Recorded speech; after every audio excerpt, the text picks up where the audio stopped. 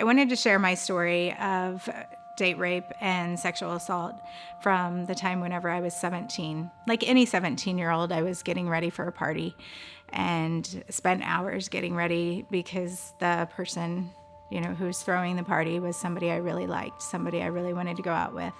And I knew him well. We hung out many times for, over 6 months. We had worked together for almost a year already. And when my friend backed out at the last second, she was going to go as well, and she couldn't go. And, my parents knew I was spending the night at her house, so it wasn't really a big deal at the time. So when she backed out, I decided to go alone. And didn't really think anything of it because, as I said, I knew everybody that was going to be there, I thought. And so I went ahead and went. And that's when I didn't realize that night would change my life forever.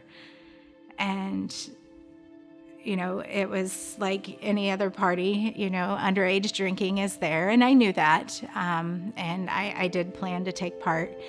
And within the first couple sips of my first beer, I felt out of it. I felt nauseous. I felt like I was going to get sick. And so I knew something was wrong, and I didn't really know what. So I started to get up from the table, and I told him I thought I was going to be sick and I was going to go. And that's when my loving, caring friend, per se, came up to assist me. And he picked me up over his shoulder and proceeded to take me down to his friend's bedroom, where he said I could sleep off my alcohol. And I immediately wanted to protest and open up my mouth and say, I haven't drank enough to need to sleep off my alcohol. But it was really weird. I had already lost the sensation to be able to talk, obviously walk, and move. And I've never experienced anything like that before in my life. And it was frightening, absolutely frightening. And, I just remember being in this cold bedroom, feeling so alone and so isolated, and not being able to move, not being able to talk or scream or whatever. And the night seemed to go on forever.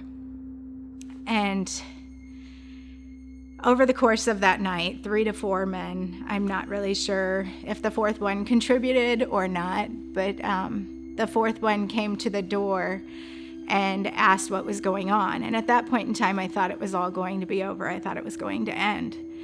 And that's when they all proceeded to laugh and say the answer or whatever. And I didn't really hear what they said.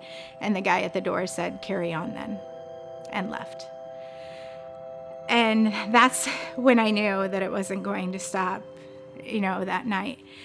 And I had so many emotions when, I finally did get to leave that next morning, as I fought my way to get my keys back and, pushed my way out of the kitchen and left. I wasn't sure if they were going to run after me or not.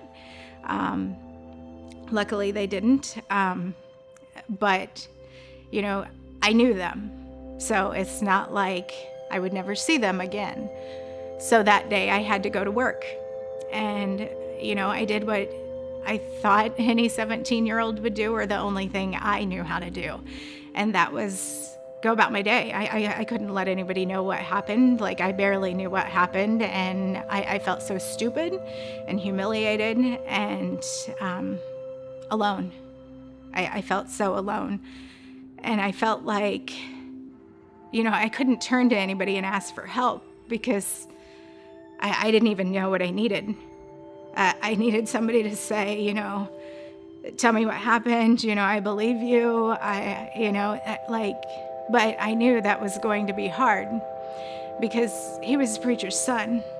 And we live in a society that lends itself to victim blaming.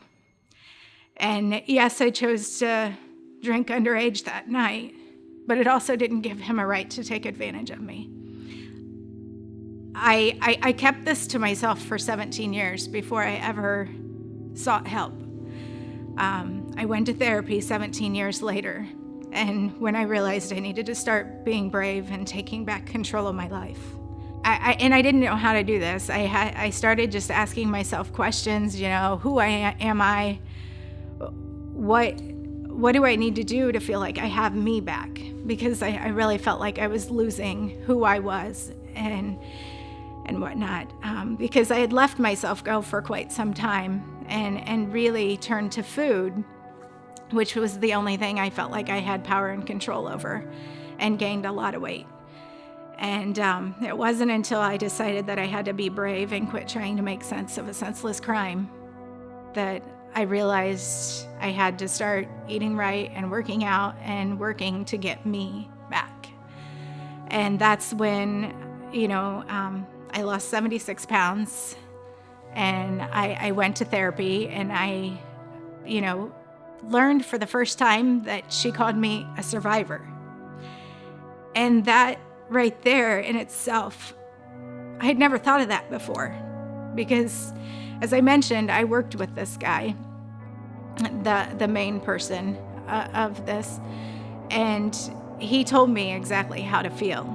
He went through and he told me that nobody's going to believe you. You went to a party alone with drinking. What did you expect was going to happen?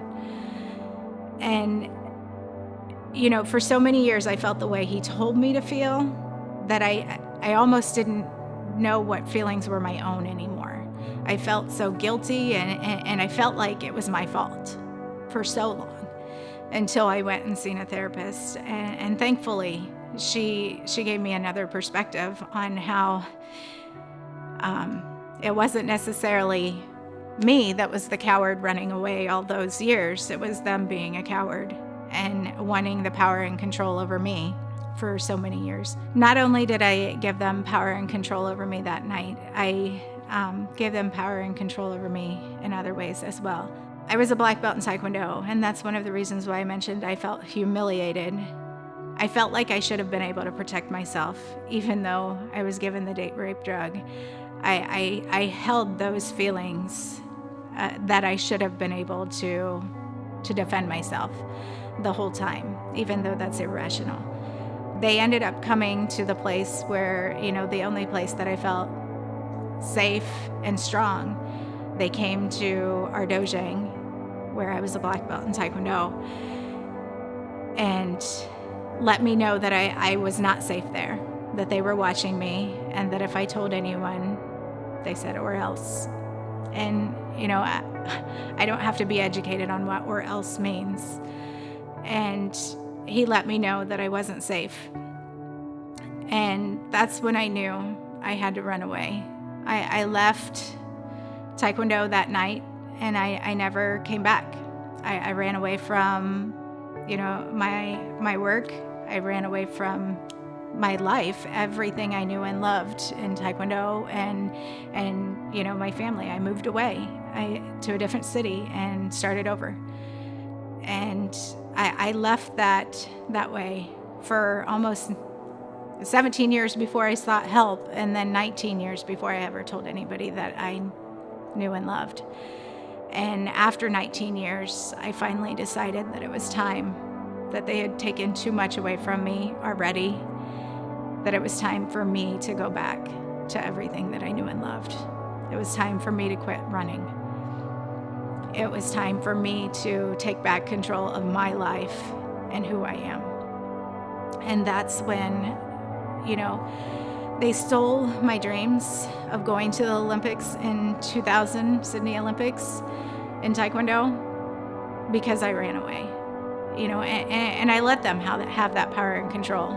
But now, they don't have power and control over me anymore.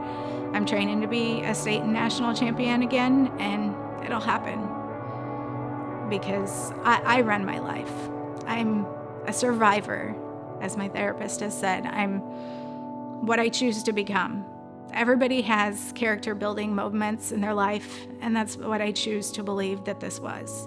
I don't wish it to happen to anyone, nor did I want it to happen to me. But what happened has made me stronger, and it's made me who I am today.